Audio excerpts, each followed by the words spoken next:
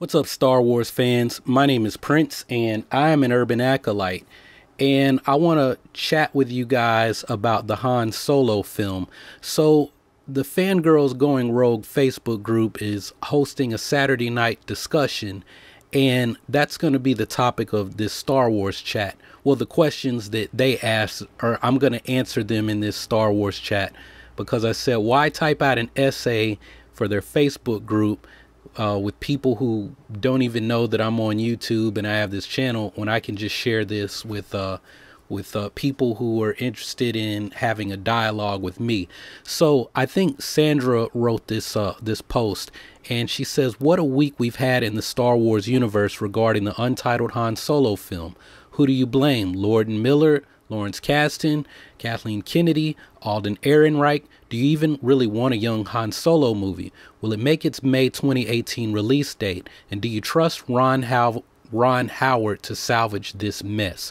So the reason, well, I'm gonna start with, there was this Forbes article written earlier in the week by this dude Scott Mendelson, and he really came down on Kathleen Kennedy, calling her a micromanager.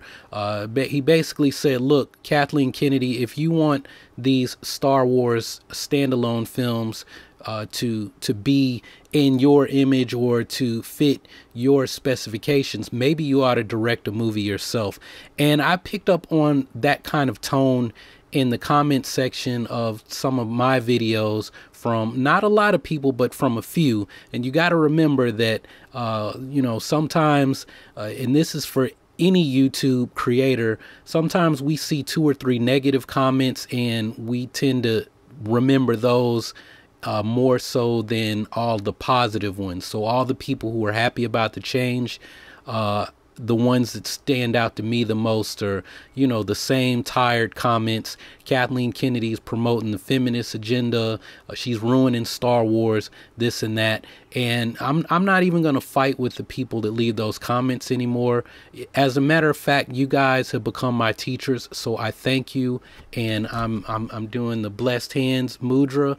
Thank you for blessing me with all of your negativity, because it just tells me that I need to continue to talk about my practices, continue to inspire people to be inspired by the Jedi. And when I say Jedi, I don't literally mean the Jedi Council and go quoting I mean just the idea of the Jedi, right? In the real world, people who meditate, people who want to help other people, who devote themselves to a life of service, right? Because, if you're that negative about, this woman, Kathleen Kennedy, who you don't know, and her decisions as a businesswoman to make money, basically affect your life to the point that you're going to spew all of that hate, then maybe I'm here to help you get over that hate. But this isn't me preaching. We're talking Han Solo here. And I'm chatting. This is a conversation. It's a dialogue, right? So, as it turns out, I don't remember if it's Star Wars News Net or if it was Making Star Wars, but one of those two sites went balls deep on this whole issue. And as it turns out, it was Alden Ehrenreich who actually blew the whistle. He went to Kathleen Kennedy and said, look, something is wrong. You need to take a look at what's going on with this project, because I'm playing Han Solo. I'm serious about this part, and the things that they have me doing are out of character for Han Solo. And I'm actually, after reading that, I'm actually glad to see that. Like, Lord and Miller, I don't know anything about these guys. I guess they did. Well, I've seen the 21 Jump Street reboots or remakes, or the spoof comedy versions of those. I grew up watching 21 Jump Street, and those movies are not 21 Jump Street at all. They're kind of comedy homage pieces, films, and thanks for bringing something from my childhood that I loved back to the big screen, but you didn't really bring it back. It's just we're gonna make this campy cops go undercover at a high school show into something funny that people in their 30s and 40s can go look at and laugh about, right? But I worried that they were going to turn Star Wars, this Han Solo film, into 21 Jump Street, and that's not something I want to see. Han Solo is not comic relief. He's not a comedic character. Han Solo is Han Solo, and he does funny things because that's part of his smuggler's luck. He runs into a room full of stormtroopers that have blasters, and then it's, oh crap, I got to get out of here. And then somehow his smuggler's luck kicks in, and he always finds a way out. You know, in the Aftermath novel, they go into what was it, that ship where the people are in cocoons or whatever. I don't remember off the top of my head, but they go in there. You know, they're going to save the Wookiees. They're going to save Chewie and liberate Chewie's homeworld, and they end up getting captured and outgunned. But something happened. What was, I think Mr. Bones came and saved him. Like, his smuggler's luck kicks in, and Han always finds a way. Never tell me the odds. That's what he said, wasn't it? Don't tell me the odds. His smuggler's luck kicks in, and he always finds a way. His luck ran out when his son put a lightsaber through his chest, but Han Solo knew that when he stepped out onto that bridge, you know, because Han Solo was the Obi-Wan character in The Force Awakens. He stepped out on the bridge, and he knew, I'm probably not gonna come out of this. I'm not going back. This is my last stand, and I'm gonna be a martyr for my cause, and maybe that death will be what turns Ben back to the light. We'll just have to wait and see. But we're talking about young Han Solo, and I did a video where I said it would be cool if this young Han Solo movie was old Han Solo, Harrison Ford, with a young Ben Solo, and he's looking back on his life, telling him about who he was before he became Han Solo, because that's what this movie is about. It's a coming of age story about Han Solo, and that's where I got this guy, the Forbes writer. What is his name? Scott Mendelson. Scott Mendelson doesn't seem to understand that the canon has changed, right? Legends is gone. Han Solo is not Han Solo's name anymore. Luke Skywalker, it may have been in the original version, the original novel of A New Hope, Luke Skywalker at some point says to himself, I don't believe Han Solo, he's always alone. I don't believe that's really his name. So we're going to find out how Han Solo became Han Solo. Why was he a gypsy? Who taught him everything that he knows? Was he really an Imperial? Did he have a brother who died during Imperial training, and was Han Solo a deserter? And is this why he had to change his name? How did he win the card, or the game of Sabacc to win the Millennium Falcon? And what happened with him and Lando? Were they really close friends? Or, you know, why would Lando turn Han over to Boba Fett? What's the history with Han Solo and Boba Fett? What's the deal with the whole life debt with Chewie and Han?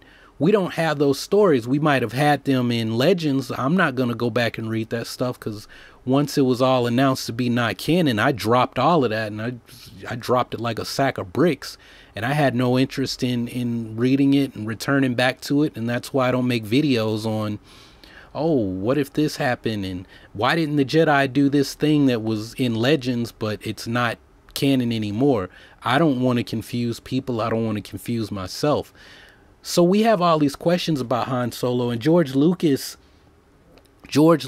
wanted to do a project on young Han Solo, how Han came to be, whether his intentions were to introduce Han during the Saw Gerrera live action series that ended up becoming Star Wars Rebels, or something else. If he had any intentions or plans or notes on a Han Solo film. That was a tongue twister right there, wasn't it? We really don't know, but my point is that some of these Solo films that Lucasfilm is rumored to be working on. Some of these projects were actually things that George Lucas wanted to do. So when we start talking about should they do this film, are you interested in it? Well, as fans, you know, they'll announce something, and if fans are interested, they're interested. I have friends who teared up and cried when Han Solo was killed in The Force Awakens, and they told me later that they were huge fans of Han Solo. I was always a Luke Skywalker guy. That's why, you know, I got into Star Wars. I wanted to be Luke Skywalker and Bruce Leroy. Hashtag The Last Jedi. So, you know, for me, it was like, oh man, Han Solo. Well, I won't even go into how the whole Han Solo death got ruined, because some asshat got on my Instagram in Europe and took a picture. So whenever Star Wars movies come out now, I'm just not even gonna I'm not gonna go online for probably 72 to 48 hours. Because I don't want things spoiled. Just like I was looking up something on Wikipedia to research for a video before I saw Rogue One, and Wikipedia, someone had already posted that Jyn Erso died, was killed by the Death Star, and I knew that like probably 2 hours before I went to see Rogue One. So yeah, I'm just completely staying off the internet. I probably just need to stay off, other than uploading a video before episode 8 comes out, and this Han Solo movie, if it comes out in May 2018, so May of next year. But what were the other questions? Do you even really want a young Han Solo movie? I'm gonna leave that question for you guys, because like I said, originally I was like, why are they doing this movie? But Chris Pirillo, Alex Star Wars Explained, and Kirster at Stargeek, we had a chat on this on Chris Pirillo's Holocron Hangout call last summer. And the more I thought about it, the more I said, you know what? Now that we have this Han Solo comic book, and we know that Han used to run with a gang of smugglers and swindlers, and you know, what was this thing that he did with Sana Starros where they pretended to be married? And the more I thought about it, I said it would be really cool if there was like this Ocean's 11 type movie, but it's set in Star Wars, right? And they've got to pull out this big heist. They got to assemble this team. Actually, I think I said this in another video when I talked about the cast for the Han Solo movie. And I said it would be really cool. Okay, Han Solo's from Corellia. We know that there's this museum on Corellia that houses all these Jedi and Sith artifacts, right? That's in Aftermath, Coronet City, I believe, because the acolytes of the Beyond, they stole a lightsaber from there. What if like Han Solo is hired, he's got to get his team, and they're going to pull off some big heist to steal all these artifacts for this, and somehow they end up in this museum, and it would be cool because it would tie things together with The Force Awakens. If the acolytes of the Beyond have any ties to the Knights of Ren or Snoke, like maybe Snoke is, and I think I said this in another video too, so I'm like tying all kinds of stuff together here. If Snoke is some wealthy guy who collects artifacts, this is even better. I'm pulling stuff out of my ass right now, but I'm going somewhere with this, right? I feel like Mark Bernardin on Fat Man and Batman. I just need Kevin Smith here ready to jerk me off with where I'm going with this. What if you have this guy, this wealthy dude, and his name is Snoke. Snoke hires Han Solo and a team to steal some artifacts, some Sith relics, Jedi relics, in a time when the Jedi are no more. And I mean, basically we saw this in the Lando Calrissian comic book. Lando stole Palpatine's Corvette, his cruiser Corvette, and it was housing Sith artifacts. and people on his team got corrupted by the dark side, and they picked up lightsabers and they're running around acting like they're Sith Lords or something. So you see where I'm going? Like, this could be a way to introduce Snoke into the backstory and how he knew Han Solo. Han and Snoke have some kind of relationship. And then naturally Han marries Leia. Snoke comes to know Leia and Han. When we find out that Leia is the daughter of Darth Vader, by then Snoke has had enough time to become corrupted by those dark side artifacts that Han Solo and his team stole when Han was a young man, when he wasn't even Han Solo yet.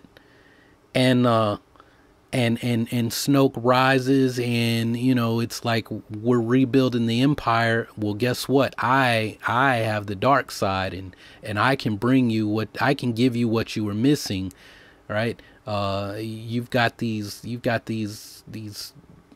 people who worship the Sith, follow the Sith religion, but you don't have anyone who's actually strong in the Force, and I am. And, you know, maybe some of these people didn't believe that Palpatine was actually a Sith Lord.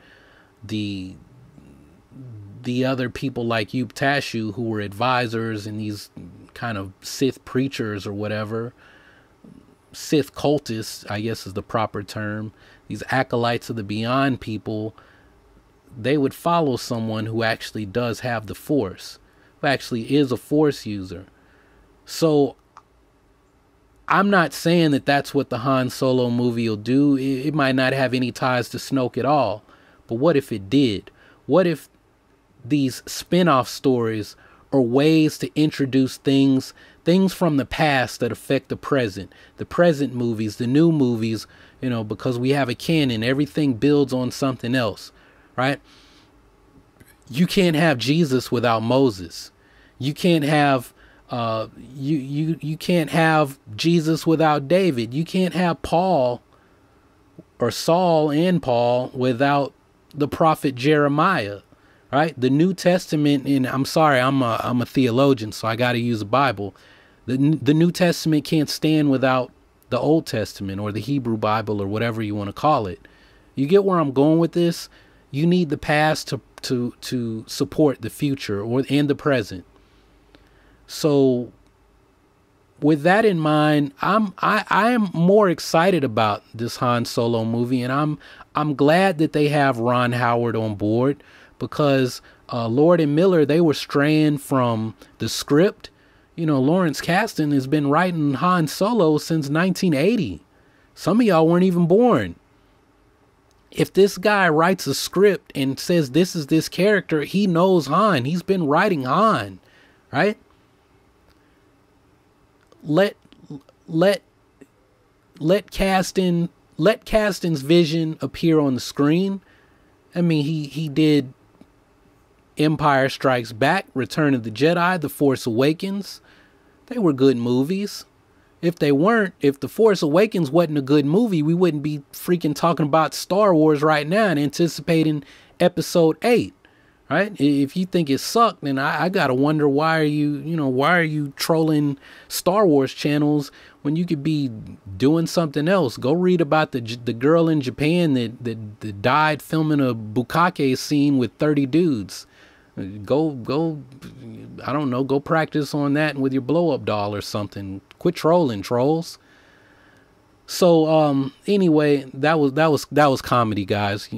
Somebody's gonna get mad that I said that, but laugh a little. My point is, we don't, and I said that, I posted this on my Facebook wall, right? I said there's all these people been out of shape. They're worried. I don't have a good feeling about this. When Lord and Miller were fired, I said, sit down, think rationally. I need to make a t-shirt of that. Think rationally, right? I need to put Star Wars and Think Rationally in the Last Jedi font on there. Star Wars, think rationally. Star Wars fans, think rationally. Think rationally now. How much did we know about this this Han Solo project before Lord and Miller were fired? We knew the cast. We knew that it's supposed to be some kind of heist / Western type film. and that's it. And that it would cover a 6-year span of Han Solo's life. That's it. That's all we knew. What is there to have a bad feeling about? That they've fired the directors and replaced them with someone who will follow orders, who will carry out Larry Kasdan's vision. If Ron Howard made movies that suck, you know, I'm giving you a shout out, Vincent Vendetta. Vincent Vendetta said that his last few movies have been garbage. But Vincent, I don't know if you play sports, man, but, you know, find my personal channel, Prince Bell, and there's like highlights of me playing basketball, and think about all those highlight videos. I had bad games in all of those, but you still see me getting buckets. There's one of those games I remember I missed almost every shot I took, but then I hit the game winning shot, right? That's what I say at the end of the video. I don't think you can hear the audio, but you know, my frat brother Ski said, "How does it feel, man? Game winning shot making man." And I said, "I ain't hit shit all game, but don't give it to me on game point." Ron Howard's last couple of films could have been garbage, but all that matters is this film. It doesn't matter what he did before. It's this one that matters. And that's really a Jedi teaching, a mindfulness teaching, a Tai Chi teaching, a real life Jedi teaching, an urban acolyte teaching. It doesn't matter what happened in the past. It's the present that matters. Ron Howard could have made some movies that bombed, but it's this one that's going to matter. It's this Han Solo project that matters now. We'll worry about whatever else he does later. If he makes movies after this one that suck, oh well. But what about this one? Because he won an Oscar. That was in the past. But it means he has the potential to win an Oscar again. If a Star Wars movie wins some awards, I will be surprised. I mean, outside of something like special effects or sound score or something like that. But you get what I heard Mark Hamill's performance in The Last Jedi is a award worthy performance. So you never know. We'll have to wait and see. But those are my thoughts. I just wanted to really chat with y'all. This kind of turned into more of a podcast, so I don't expect it to get a lot of views, but it's okay. Sometimes it's not about the views. Sometimes it's about connecting with the fans. That's something me and I hear my grandma Dash and I were chatting about earlier today. Was, you know, he wants to do more discussion type videos, get back to old school. I'd like to do that too. I know some of y'all have been asking, why have I not been on camera? Are you sick? Is something wrong? Do you not like? No, guys, it's summer in Tennessee, and I don't like sitting in front of studio lights, sweating all over the place and about to faint. When it cools off. Actually, no, I am on camera in martial arts videos, and this other channel that has been sitting. It was the Bad Mofo movie channel. I've changed it to Urban Acolytes Bad Mofo Reviews because the goal, the idea for that channel has changed. It was supposed to be a kind of me trying to create like Collider Council, or me and a panel of guys. It was supposed to be a talk show where we talk about movies and sports and all kinds of stuff, but it's too hard to get people together to do something like that. And then Roberto Blake is talking about Dash, Geekdom, and Roberto and myself doing something like that online. So you will see me on that other channel. You'll see me on Urban Acolyte Training, where I'm gonna move all my Tai Chi videos and martial arts and start talking more fitness stuff. Like I told you guys, I have 5 channels. Some of them you won't know about, and I'm not going to tell you what's going to be on there. It won't be anything illegal or pornographic. It'll be for a different demographic than everyone watching me. So if you know the demographics where I don't do well on, then that's all you need to know. Is I'm trying to target, create content for a younger audience, and turn this Urban Acolyte TV into a network. Unfortunately, the way YouTube works now, I can't do all of that on one channel. I've got to split it into different channels so I won't mess myself up with the algorithm. I'm going to actually talk about that in a video that I'll probably do tomorrow because it's getting late. But thanks for hanging out with me if you made it this far. I'm going to pose those same questions to you, though. Who do you blame for this this whole commotion we've had this week? Lord Miller, Larry Kasdan, Kathleen Kennedy, or Alden Ehrenreich? Second question, do you want a young Han Solo movie? Third question, do you think that it's still going to make its May 2018 release date, or do you think that it's been pushed back? And last question, do you trust Ron Howard to salvage the film and put together something that will do well in the box office and entertain Star Wars fans? So let me know your thoughts down below, and I'll be checking back to see what you all have to say. If you haven't subscribed already, go ahead and click on that subscribe button so that you can take your first steps towards becoming an urban acolyte. Make the commitment to become the hero of your own story and become a force for change in your community. Continue to support the channel. Check out some of the other videos that I posted this week, and be easy. Seriously though, that's all I got for this one. So thanks for watching. Y'all keep on breathing, and may the force of others be with you always.